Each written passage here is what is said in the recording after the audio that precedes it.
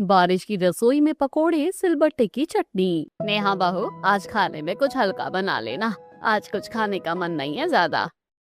शांति की बात सुनकर नेहा को बहुत खुशी होती है। अरे वाह, आज दादी को क्या हो गया? अभी से चटपटा खाने वाली दादी आज हल्का खाना कैसे बोल रही है? चलो मेरे लिए तो अच्छा ही है, ज्यादा मेहनत नहीं करनी पड़ेगी। नेहा अपनी मर्जी से लौकी का रायता, मूंग की दाल, चावल, तोरई ये सब बना लेती है। संडे का दिन होता है, आज सब लोगों की छुट्टी है। सब लोग हाथ धोकर डाइनिंग टेबल पर बैठ जाते हैं। इधर नेहा एक के बाद एक खाना लाती है और सबकी प्लेट में खाना परोसने लगती है। नेहा बहू, ये क्या बना दिया है तूने? ये मरीजों वाला खाना कौन खाएगा? दादी, आपने ही तो कहा था हल्का खाना बनाने के लिए। देखो, मैंने हरी सब्जियां बनाई हैं और मूंग की दाल भी बहुत कम मिर्च मसाले की है। बेटा, ये तो बिल्कुल सही किया। माँ, ये आपके स्वास्थ्य के लिए बिल्कुल सही रहेगा। अरे मुझे मत समझा, ये मरीजों वाला खाना मुझसे नहीं खाया जाएगा। मैं बीमार नहीं हूँ और मेरे स्वास्थ्य की तुम ज्यादा फिक्र मत करो। और नेहा बहू, तू जल्दी से मेरे लिए सिलबट्टे पर चटनी पीस ले। इतनी जल्दी में तुझसे और कुछ तो नहीं बनेगा। और हाँ, हरी मिर्च थोड़ी ज्यादा रखना। अरे दादी, आपने हल्का कहा था इसलिए हल्का बना दिया, वरना मैं तो आज शाही पनीर बनाने का सोच रही थी। शाही पनीर का नाम सुनते ही शांति के मुंह में पानी आ जाता है। चल चल, जब नहीं बनाया तो अब नाम भी मत ले। अब जल्दी जल्दी सिलबट्टे की चटनी पीस कर ला। एक तरफ सब लोग आराम से खाना खा लेते हैं, लेकिन दादी को तो खुद कहकर भी खुद चटपटा खाना ही चाहिए था। बेचारी नेहा रसोई में चटनी पीसने के लिए आ जाती है। खुद ही कहा कि हल्का बना लो खाने में, और अब खुद ही तीखी सिलबट्टे वाली चटनी खानी है। बताओ, वो सिलबट्टे वाली चटनी हल्की तो वैसे भी किसी एंगल से नहीं होती है। हाँ। बेचारी नेहा सिलबट्टे पर मिर्च, पुदीना, धनिया इन सब की चटनी पीसती है। चटनी पीसते हुए उसके हाथ लाल हो जाते हैं। किसी को कुछ नहीं कहती और जाकर शांति को चटनी दे देती है। हाँ, अब आया खाने में स्वाद। ऐसा लग रहा था फीका फीका सा खाना उबला हुआ था, जैसे कुछ खा ही नहीं रहे हैं। शांति आराम से खाना खाती है। इधर नेहा भी सबके साथ बैठकर खाना खाती है और बाद में झूठे बर्तन समेटने लगती है। ऐसे ही दिन बीतते हैं। एक दिन पड़ोसन कमला और पूनम उनके घर पर आती हैं। अरे आओ आओ बहन, आज तो बड़े दिनों बाद दर्शन दिए हैं। कहाँ रहती हो आजकल? बहन, हम तो घर पर ही रहते हैं। तुम बताओ क्या चल रहा है? और शिवम की शादी के बारे में कुछ सोचा कि नहीं? भाई, अभी तो शिवम की इंटर्नशिप चल रही है, उसके बाद उसकी जॉब पक्की हो जाएगी और जब रिश्ता करना होगा तो तुम्हें जरूर बताऊंगी। हाँ हाँ, जरूर बताना। मेरी नजरों में बहुत अच्छी लड़की है, तुम्हारे घर के लिए बिल्कुल सही रहेगी। सभी लोग ऐसे ही आपस में बातें करने लगते हैं। अचानक से हवाएं तेज चलने लगती हैं और बादल गरजने लगते हैं। अरे चलो कमला बहन, जल्दी चलो। देखो, ऐसा लगता है जैसे बारिश आने वाली है। अरे तो इसमें जाना क्यों है भाई? हम घर में ही तो बैठे हैं। वैसे भी सरला की बहू इतने अच्छे पकोड़े बनाती है, बारिश में पकोड़े और सिलबट्टे की चटनी खाकर स्वाद ही आ जाएगा। पूनम की बात सुनकर सब लोग हंसने लगते हैं। हाँ हाँ, क्यों नहीं भाई, तुम लोग खाकर जाना, मैं अभी बनवा देती हूँ। अरे नहीं नहीं दादी, हम तो मजाक कर रहे थे। देखो, घर पर काम फैला है, चीजें अंदर रखनी होगी, बारिश किसी भी वक्त आ जाएगी। ये कहकर दोनों पड़ोसनें वहां से चली जाती हैं। इधर झमाझम बारिश आने लगती है। बारिश को देखकर नेहा बहुत खुश होती है। हे भगवान, बड़े दिन बाद बारिश आई है। आज तो पहले ही नितिन को फोन करके बोल देती हूँ, कहीं बाहर का प्लान बनाएंगे। वैसे भी बारिश के बाद मौसम इतना रोमांटिक हो जाता है। नेहा काम करती है और बारिश को देखकर बहुत खुश होती है, लेकिन जैसे ही तेज बारिश शुरू होती है, शांति, दादी, दिव्या और सरला आपस में बातें करने लगते हैं। अरे भाई, कहाँ है नेहा? कोई उसे बुलाओ। नेहा बहू, जरा पकोड़े तो बना दे। देख कितनी अच्छी बारिश आई है। हाँ भाभी, साथ में सिलबट्टे की चटनी जरूर बनाना। हरी मिर्च की चटनी के साथ ही तो पकोड़े खाने में असली मजा आता है। ये लोग पकौड़े बनवाने का प्लान बना रहे होते हैं। इधर एक एक करके राजेश, नितिन और शिवम भी घर के अंदर आ जाते हैं। अरे भाई, बड़ी अचानक से बारिश आई और वो भी इतनी तेज, हम तो सारे भीग गए। दिव्या बेटा, जरा एक कड़क सी चाय तो बनवा दो मेरे लिए। अरे पापा, मुझे अपना बारिश वाला व्लॉग शूट करना है, आप भाभी को बोल दो। दरअसल दिव्या एक यूट्यूबर है। वो घर के काम में तो हाथ नहीं लगाती, बस पूरा दिन वीडियो शूट करते हुए घूमने लगती है। दिव्या आंगन में खड़े होते हुए बाहर बारिश का एक क्लिप लेती है। हेलो गाइस, जैसा कि आप देख सकते हो, आज बारिश आई है और बारिश भी हमारे घर बनेगी गर्मा गर्म टेस्टी पनीर के पकोड़े। दिव्या के ब्लॉग में पनीर पकौड़ों का नाम सुनकर शिवम तुरंत बोलता है, नहीं, बिल्कुल नहीं, मुझे तो पनीर पकौड़े पसंद नहीं है, मैं तो ब्रेड पकौड़े खाऊंगा।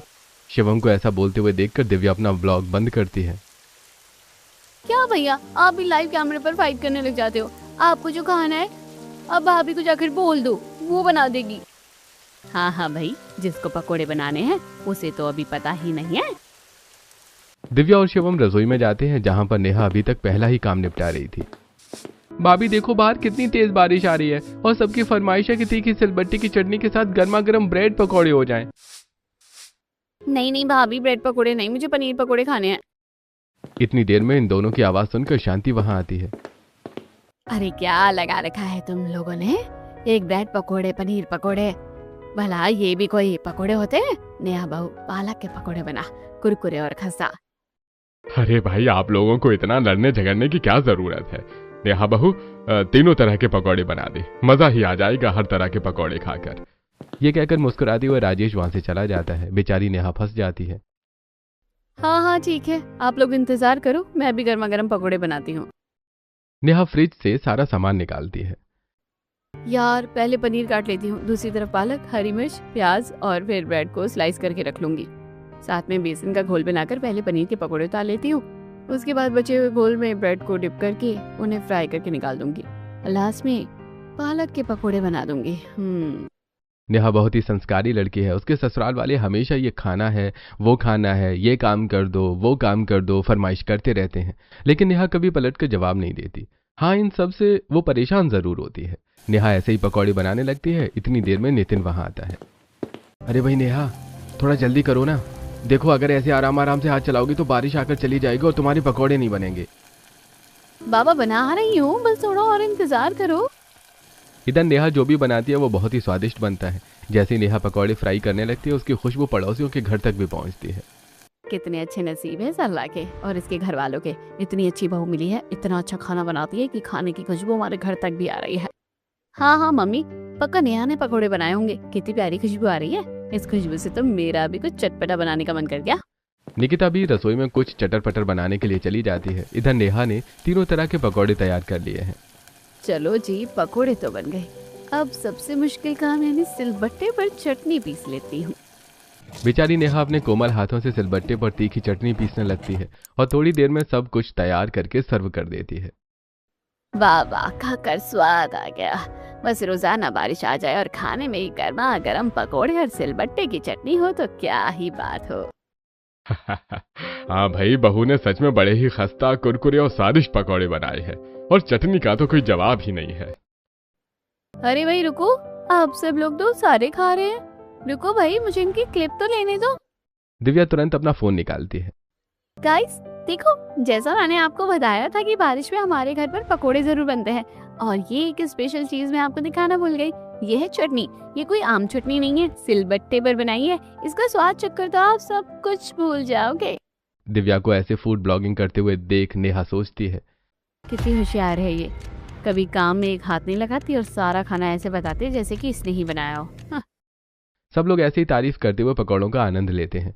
इधर पकौड़ों की वजह से पूरी रसोई फैल जाती है। अरे यार कितना काम फैल गया है। एक काम करती हूँ, पहले मैं पकोड़े खा लेती हूँ, बाद में ये काम समेट लूंगी। जैसे ही नेहा पकौड़ी खाने बैठती है, तुरंत शांति आवाज लगाती है। अरे नेहा, तेरे पकोड़ों की खुशबू की तारीफ पड़ोसन भी कर रही थी बेटा। एक काम कर, थोड़ा थोड़ा पकोड़े पैक करके इनके घर भी पकड़ा दे, वो भी खाकर खुश हो जाएंगे।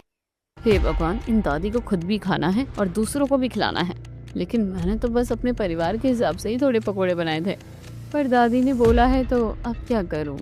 नेहा अपने वाले पकौड़े ही पैक करके दादी को दे देती है। दादी पड़ोसन के घर जाकर उन्हें पकौड़े दे देती हैं और घर वापस आ जाती हैं। इधर नेहा इस फैले हुए काम को समेटने लग जाती है। नेहा भगवान से मन ही मन बात करती है।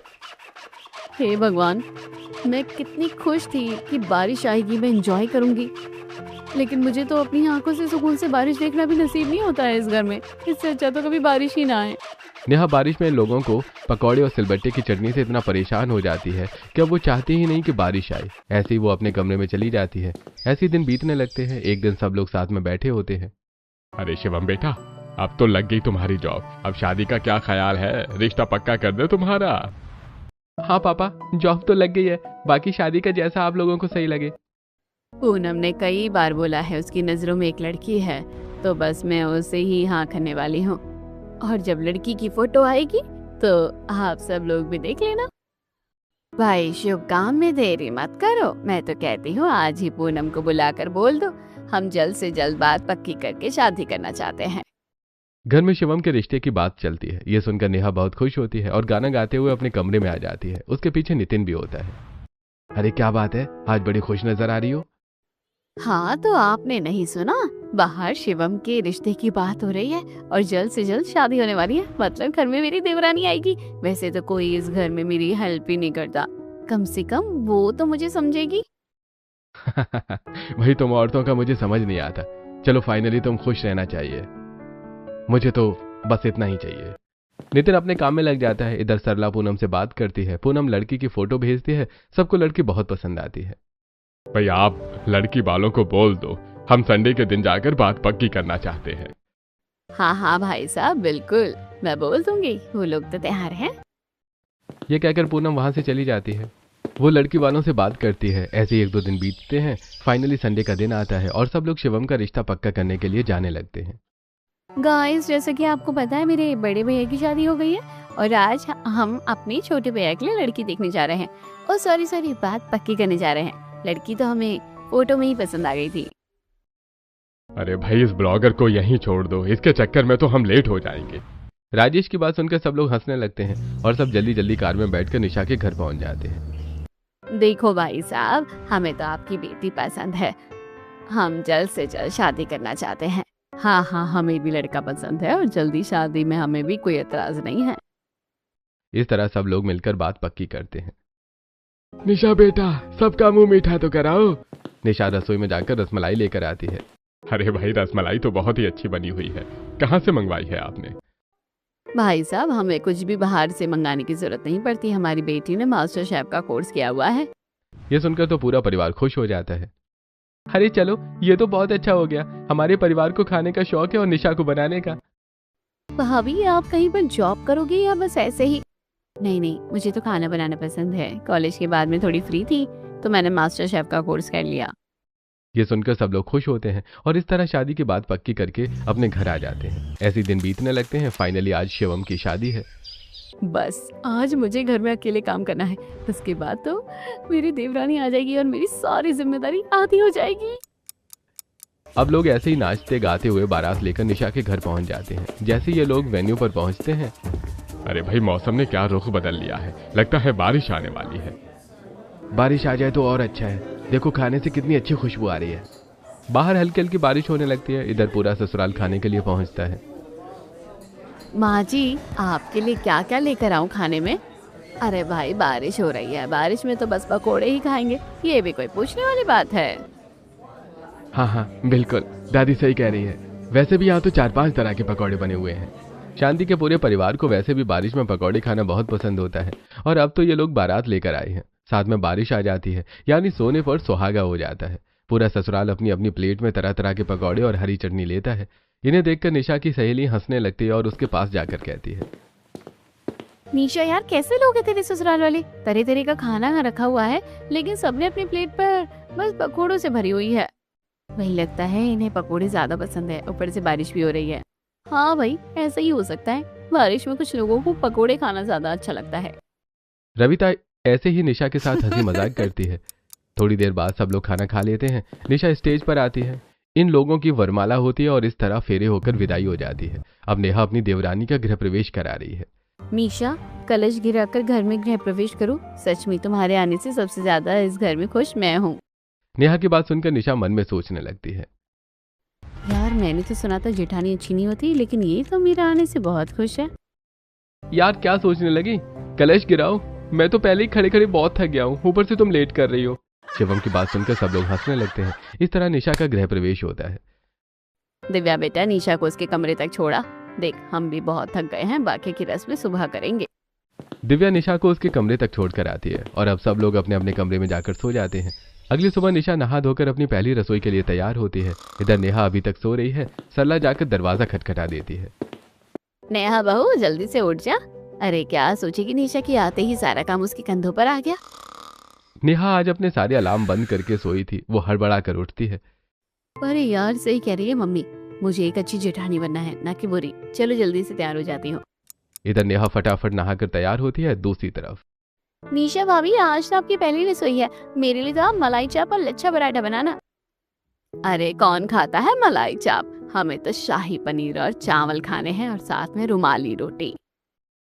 अरे भाई, मेरे तो दोनों फेवरेट है, तुम दोनों ही बना लेना। थोड़ा रायता और मिक्स वेज भी बना लेना।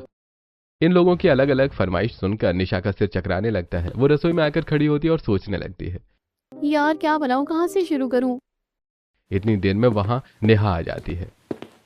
सॉरी यार, आज उठने में थोड़ा लेट हो गया, शादी की थकान होती है ना बहुत, तो नींद ज्यादा आ गई।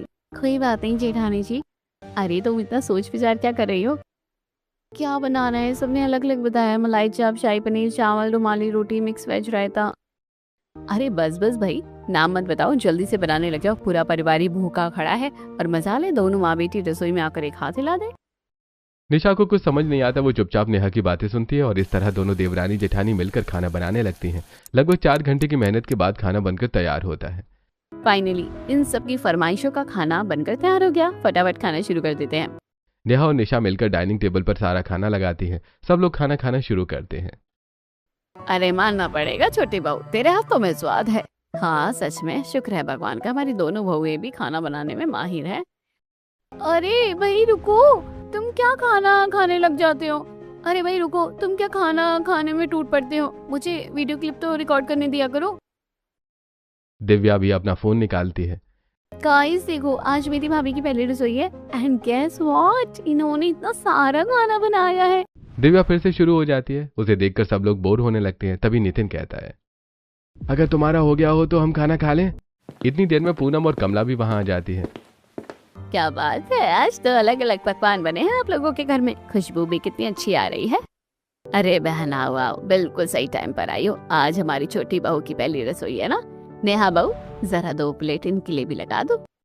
हर बार की तरह दादी दूसरों को भी खाना खिलाने का ऑर्डर दे देती हैं। नेहा गुनगुनाती हुई रसोई में आती है। ये दादी अम्मा कभी भी कहने से पहले ये नहीं सोचती कि घर में खाना बचा हुआ है या नहीं, तो सीधा बोल देती है। नेहा रसोई में आकर बचा हुआ खाना 2 प्लेट में लगा देती है। पड़ोसनों को सर्व कर देती है। सभी लोग खाना खाते हैं और बहुत तारीफ भी करते हैं। ऐसे ही दिन बीतने लगते हैं और एक दिन, नेहा क्या हुआ तुम्हें? तुम थकी थकी सी क्यों लग रही हो? तुम्हारी तबीयत तो ठीक है ना? पता नहीं, 2 दिन से इतनी ज्यादा थकान महसूस हो रही है और चक्कर भी आ रहे हैं, ना कुछ खाने का मन कर रहा है। अच्छा, तो तुम्हें पहले बताना चाहिए था। रुको, मैं अभी तुम्हें डॉक्टर को लेकर चलता हूँ। नितिन नेहा को डॉक्टर के पास ले जाने लगता है, लेकिन अचानक से नेहा को चक्कर आ जाते हैं और वो नितिन की बाहों में गिर पड़ती है। पूरा परिवार वहां इकट्ठा हो जाता है। अरे क्या हुआ बहू को? डॉक्टर को बुलाओ, लगता है हमारे घर में खुशखबरी आने वाली है। यह सुनकर पूरा परिवार खुशी से झूम उठता है। नितिन जल्दी जल्दी डॉक्टर को बुलाता है। डॉक्टर नंदिनी नेहा को देखती है। मुबारक हो शांति जी, आप दादी बनने वाली हैं। थैंक यू डॉक्टर, आपको नहीं पता आपने कितनी अच्छी खबर सुनाई है। वैसे नेहा ठीक तो है ना? हाँ ये ठीक है, लेकिन थोड़ी कमजोर है, इनको थोड़ा बेड रेस्ट की जरूरत है और आप इनके खाने पीने का ध्यान रखना और इनसे काम कम करवाना। हाँ हाँ बिल्कुल, हम अपनी बहू का ज्यादा ध्यान रखेंगे। नितिन डॉक्टर को बाहर तक छोड़कर आता है और पूरा परिवार बहुत खुश होता है। निशा सबका मुंह मीठा कराती है। लो भाई, सब मुंह मीठा करो। हमारी छोटी बहू के पैर तो बहुत ही शुभ है, इसके घर में आते ही एक बड़ी खुशखबरी आ गई। हाँ हाँ भाई, जल्दी दिव्या मेरा बटुआ लेकर आ, मैं अभी बहू की नजर उतारती हूँ। शांति दोनों बहुओं की नजर उतारती है।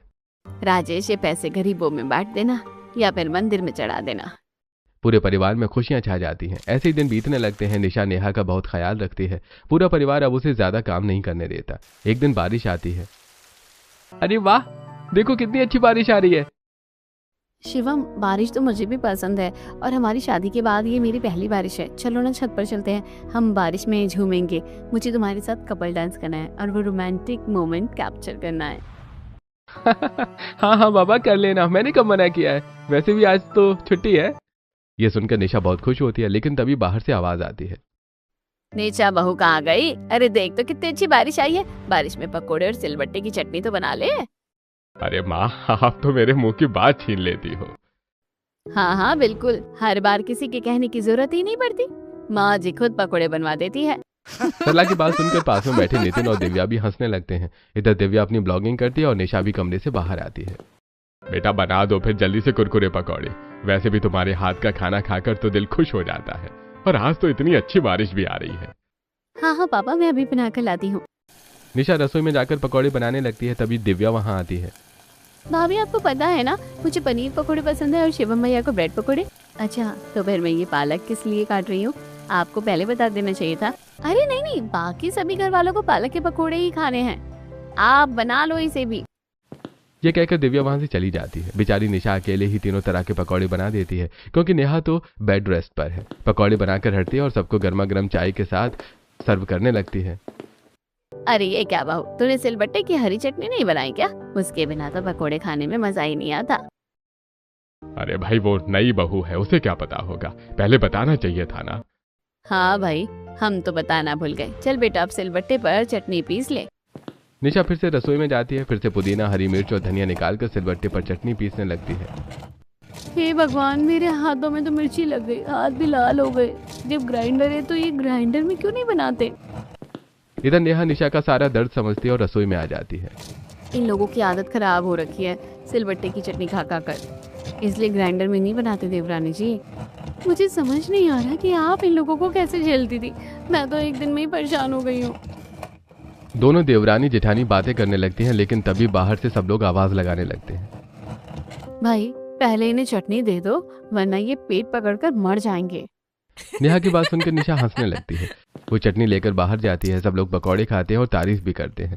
जैसे ही निशा का पकौड़े खाने का नंबर आता है, बारिश भी बंद हो जाती है। अब वो उदास होकर बालकनी में बैठ जाती है, तभी नेहा वहां आती है। क्या हुआ, तुम इतनी उदास क्यों हो? किसी ने कुछ कहा? नहीं नहीं, कुछ नहीं, बस ऐसे ही। मैं समझ सकती हूँ, घर में ज्यादा काम है, सबकी अलग अलग फरमाइशें हैं। नेहा की बात सुनकर निशा भावुक हो जाती है और अपने मन की सारी बातें कहने लगती है। बात वो नहीं है कि घर में ज़्यादा काम है, बात ये है कि ना मम्मी और ना ही दिव्या दीदी काम में हेल्प करती है, बस बैठे बैठे हुक्म चलाती रहती है। वही हम भी इंसान हैं, हमें भी थकान होती है। हाँ मैं समझ सकती हूँ, लेकिन ये तो शुरू से ऐसे ही है। तुम्हें पता है, अब तो तुम आ गई हो, तुम हेल्प करती हो, मैं भी तुम्हारी हेल्प कर देती हूँ। हाँ, प्रेगनेंसी की वजह से मैं नहीं कर पा रही, वरना मैं भी सब कुछ अकेले ही करती थी। माफ़ करना दीदी, आपने तो बहुत कुछ झेला है, लेकिन मैं नहीं झेल पाऊंगी। मैं इन दोनों माँ बेटी को सबक सिखा कर ही रहूंगी। भाई तुझे जो करना है कर ले, मैं तेरे साथ हूँ। आखिर कब तक हम दोनों झेलेंगे? दोनों देवरानी जेठानी यूनियन बनाती हैं और फिर मिलकर अपनी सास और नंद को मजा चखाने का प्लान करती हैं।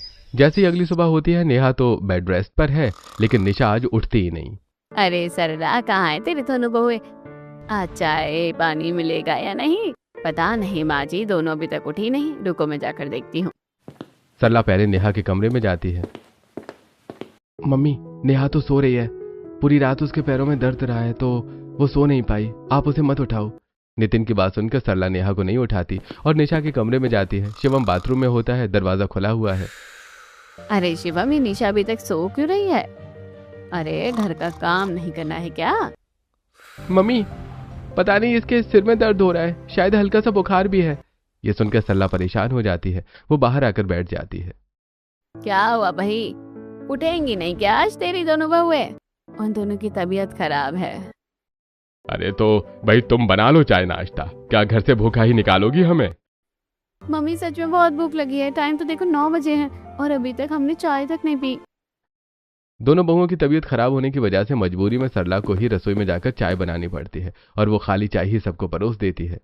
अरे भाग्यवान इसके साथ कुछ बना तो लेती, सुबह सुबह खाली चाय पकड़ा दी। अरे भाई पी लो आराम से, जब उठेगी तब भी बना देगी कुछ। ऐसे ही सब लोग चाय पीते हैं। नितिन और शिवम ऑफिस के लिए निकल जाते हैं।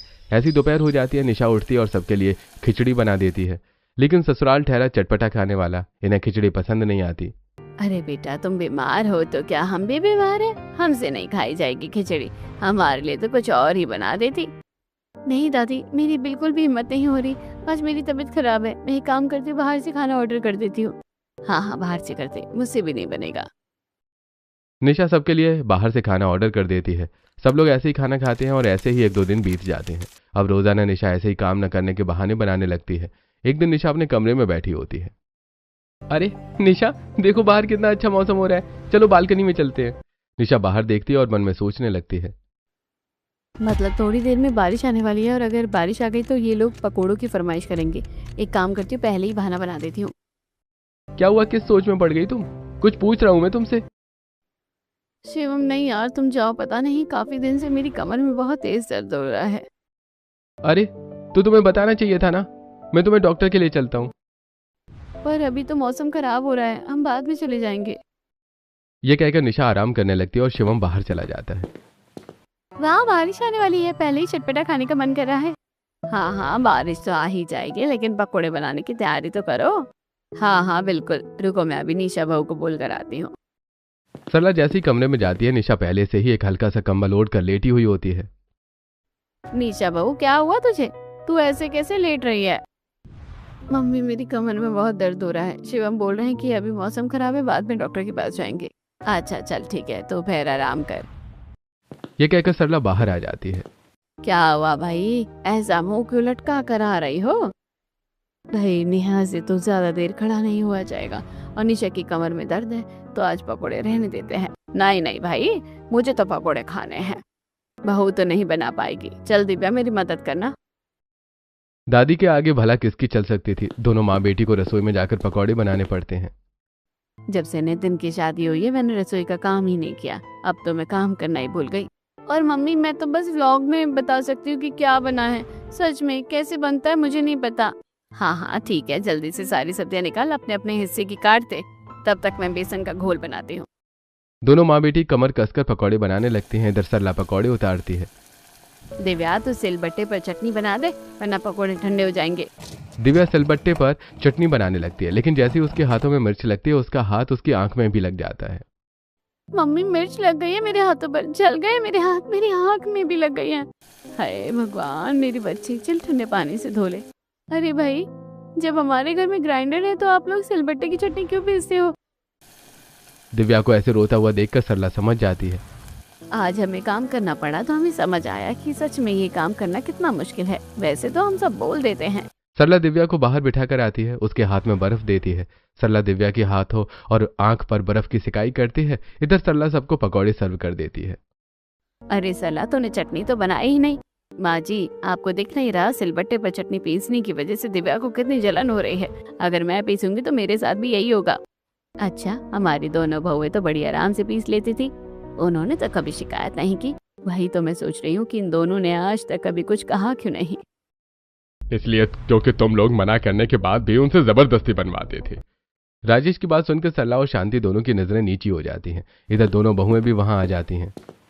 बेटा, मुझे माफ कर दो, मैंने कभी तुम्हारी प्रॉब्लम को समझने की कोशिश नहीं की। हाँ, और हमेशा मैंने भी तुम्हें हुक्म दिया। आज दिव्या के हाथ जल रहे हैं, तब हमें महसूस हुआ कि तुम लोगों को भी तो सिलबट्टे की चटनी पीसने में परेशानी होती होगी। इनकी बातें सुनकर दोनों बहुएं भी बहुत खुश हो जाती हैं। हाँ दादी, जलन तो होती ही थी, लेकिन अब अच्छा लग रहा है। फाइनली हमारे बिना कुछ कहे ही आप लोग समझ गए। हाँ सच में, हम बस यही चाहते थे कि आप लोग खुद से समझ जाए। देर आए दुरुस्त आए। नेहा की बात सुनकर सब लोग हंसने लगते हैं। अरे भाई चलो, अब सब तो छोड़ो। देखो, हर बार तो तुम दोनों पकौड़े बनाती थी, लेकिन आज तुम्हें अपनी सास के हाथों के पकौड़े खाने को मिले हैं। पर चटनी आज से ग्राइंडर में पीसना। ये सुनकर दोनों बहुएं खुश हो जाती हैं। निशा फटाक से रसोई घर में जाती है और ग्राइंडर में लाल मिर्च, हरी मिर्च, धनिया और पुदीने की तीखी चटनी पीस लाती है। सब लोग बारिश में पकौड़े का आनंद लेते हैं। निशा बहू, आज मौसम ठीक हो गया है, जाओ तुम दवाई ले आओ। शांति की बात सुनकर निशा चुप हो जाती है। दरअसल दादी, मैं ठीक हूँ। काम से बचने के लिए और आप लोगों को ये समझाने के लिए मैंने झूठ बोला था। निशा की बात सुनकर एक पल के लिए सब लोग चुप हो जाते हैं, लेकिन तभी शांति कहती है, बेटा सच में हमें बहुत शर्मिंदगी हो रही है कि हमें इतनी छोटी सी बात समझाने के लिए तुम लोगों को ये सब करना पड़ा, लेकिन आगे से हम ध्यान रखेंगे। हाँ हाँ बिल्कुल, हम याद रखेंगे कि हमारी बहुओं को हमारी वजह से ज्यादा दिक्कत ना हो। ये सुनकर नेहा बहुत खुश होती है। वो अपनी सास और दादी सास को गले लगा लेती है। भाभी, अब मैं भी केवल वीडियो नहीं बनाऊंगी, बल्कि खाना बनाकर भी लोगों को दिखाऊंगी और आपकी मदद भी करूंगी। दिव्या की बात सुनकर सब लोग हंसने लगते हैं। अब दोनों बहुओं को अकेले काम नहीं करना पड़ता है। ऐसे ही पूरा परिवार खुशी से रहने लगता है।